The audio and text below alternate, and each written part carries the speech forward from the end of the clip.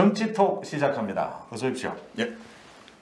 고기를 오늘 많이 숙입니다. 예. 겸손해야 됩니다. 선거도 겸손해야 예. 됩니다. 선거도 겸손해야 됩니다. 시청자들한테도 겸손해야 되고 예. 오만한 쪽은 꼭 징계를 받아요. 맞습니다. 국민들이 심판을 해요. 역사 우리 역대 선거에서 다 그 결과로 다 표출된 예. 입증된 선거입니다. 자, 총선이 다가오니까 여론조사가 쏟아지고 있는데 예. 특징이 오늘 아침에도 많은 여론조사 결과가 민주당이 압승이 예상된다. 뭐 이런 얘기입니다. 적어도 과반 이상 의석이 확보가 확실하다. 민주당 스스로도 그런 발표를 했고요. 어떻게 보십니까? 지금 수도권이 이번 선거의 승패를 가르는데 지금 여당에 좀 지지가 좀 몰리는 듯한 그런 예감은 듭니다. 그리고 이제 코로나19 사태로 인한 그 처방, 그 긴급 재정 투입, 또 1인당 한 가구당 100만 원씩 지급한다는 그 돈 살포 그 바람이 이 주말에 이 총선 판을 좀 뒤흔들었다 그렇게 보여집니다. 일단 민주당은 코로나 위기를 맞아서 네. 이 국정에 힘을 실어줘야 이 위기를 극복할 수 있다. 이 논리고요. 위기를 기회를 만드는 그런 어떤 계기가 됐다. 그런 전략으로 가는 것 같습니다. 이제 여기에 맞서서 통합당은 경제 실정론을 다시 부각시키려고 지금 노력 중이고, 그렇습니다. 또 조국을 지키기 위해서 윤석열을 쳐내고 네. 조국 지키기냐 경제 살리기냐 이제 이런 구도로 몰아갑니다. 네. 문제는 수도권 중도층의 이제 결정입니다. 네. 그 20%에 가까운 아직 부동층이 있다는 거거든요. 네. 거기에다가 지난 20대 총선에도 4,000표 이내로 승부가 갈린 곳이 수도권에 40곳이에요. 네. 40곳인데 그렇다면 이번도 절반 가까이 수도권이 121석이지 않습니까? 예. 절반 가까이가 접전이라고 하는 거거든요. 예. 이제 이 어느 쪽으로 추가 기우느냐를 수도권 중도층이 쥐고 있다. 수도권 중도층은 지금 과연 무슨 생각을 할까? 이제 이 부분이에요. 지금 현재 수도권의 중도 표심은 야당보다는 여당이 조금 더 기울어져 있다고 좀 여론조사상으로는 보여집니다. 조금 더 들어가다 보면은 사실 문재인 대통령을 싫어합니다. 수도권 사람들은. 그 정책이 3년 동안 했던 정책에 대해서 별로 찬성하지 않습니다. 그러나 지금 통합당은 더 싫어합니다. 이제 그러다 보니까 이게 어떤 상대 반사 이익을 이제 반사 이익 때문에 지금 민주당이 조금 여론조사 지표상으로는 앞서는 것으로 그리 보여진다. 막 그렇게 보여지죠 지금. 민주당이 재난 긴급 지원금으로 100만 원을 하위 70%에게 주자라고 하니까 여기에 대해서 황교안 대표가 받았어요. 예. 어제부터죠. 전 국민에게 50만 원씩 선거 이전에 지원을 하자라는 대안을 내놨어요. 이거 어떻게 보십니까? 이 정권이 지금 하위 70%에 100만 원 지급. 여기서는 국민 1인당 50만 원 지급이거든요. 그러면은 4인 가구로 칠 때 200만 원이 200만 되죠. 원이죠. 그러면 이제 100만 원보다 200만 원이 많으니까 이제 자기들은 그게 더 뭐랄까 먹힐 거라고 생각하는 것 같은데 그게 그 총선 분위기 선거에는 큰 어떤 뭐랄까 지지를 못 받는 것 같아요. 국민들은 그동안 통합당이 이 포퓰리즘 정책, 이 돈 살포에 대해서 이렇게 부정적인 입장이었고 갑자기 선거 지금 국면에서 그렇게 이야기하니까 그 진정성이 그게 뭐 느껴지지 않는다. 그래서 저는 황교안 대표의 뭐 어떤 뭐랄까 지금 분위기는 잘 판단했으나 근데 이제 좀 그게 황 대표가 발표하는 그게 좀 진정성에서 좀 문제가 있다 이렇게 보고 차라리 이게 지금 선거가 총괄위원장이 김종인 위원장인데 김종인 위원장이 그런 이제 정책을 발표하고 국민들한테 좀 호소했으면 더 좀 진정성이 느껴졌을 건데 좀 아쉬운 점이 있습니다. 있다라는 부분이고 일단 이건 민주당이 이제 100만 원 지급 부분에 그 허점요. 그거를 지적한 것 같아요. 예. 가령 어디까지 70%로 끊을 거냐, 뭐 의료보험 기준이냐, 얘기도 있고요. 예. 그럼 상위 30%는 민주당의 적이란 말이냐? 예, 그렇죠. 뭐 버리는 거냐? 예.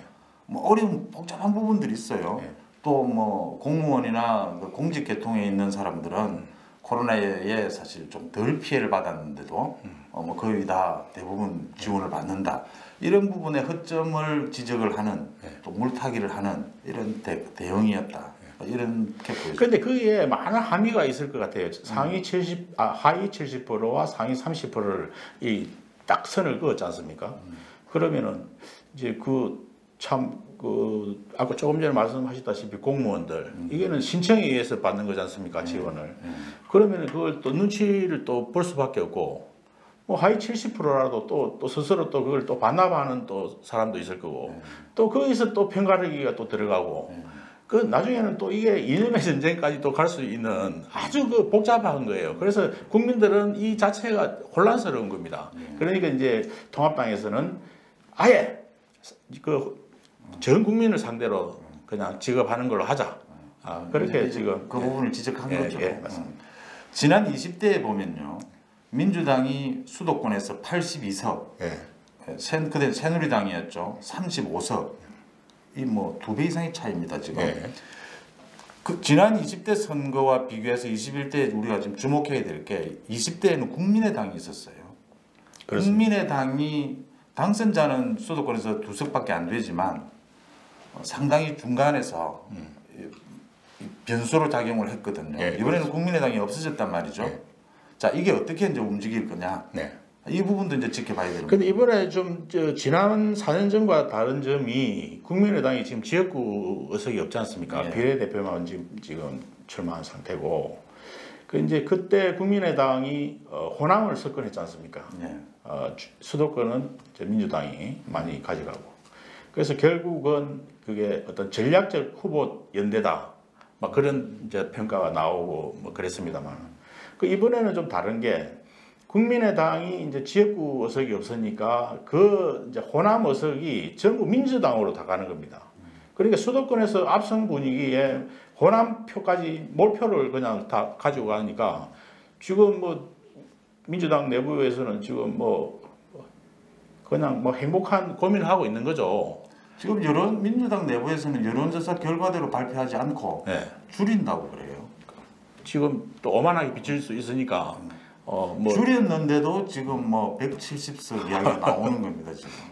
이 4년 전에 새누리당이 이랬거든요. 새누리당이 이거 너무 크게 이기는 것 아니냐라고 걱정을 하더니 결국 마지막엔 국민한테 회초리를 맞았죠. 맞았습니다.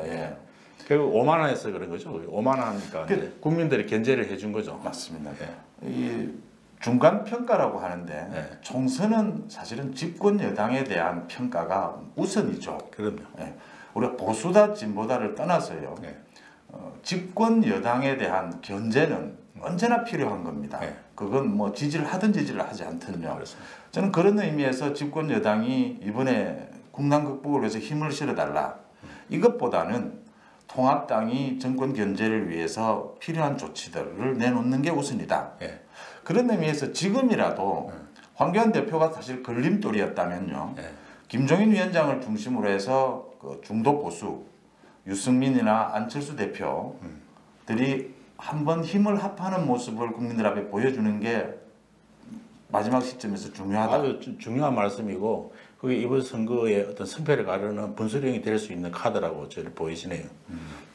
유권자들이 어떤 통합당에 대해서 신뢰가 지금 그리 높지 않지 않습니까? 그렇죠. 그러면 이제 중도의 대통합을 통해서 국민들한테 새로운 어떤 아젠다를 끄집어내야 됩니다. 그게 지금 남은 며칠 동안 야당에서 이 정권을 그러니까 이 견제할 수 있는 어떤 지지를 받을 수 있는 아주 좋은 카드가 대통합 카드. 뭐 현실성은 조금 뭐 떨어집니다만은 한번 시도는 해볼 필요가 있다. 뭐 연대의 모습은 여러 가지 형태가 가능하거든요. 그렇습니다. 진중권 교수 같이 지금 이제 문재인 정부에 대한 이 비판을 하는 분들도 어떤 의미에서는 지금 자신의 새로운 어떤 모습 또는 이 힘을 보태는 모습도 필요하다라고 보는 게 결국 이 정치가 선거판에 오면 선택을 해야 되는 부분이거든요. 그렇습니다. 예. 차선이든 예. 차차선이든 예. 그래야 의지 국민의 유권자들의 표심이 이제 정확하게 드러나는 거거든요. 예.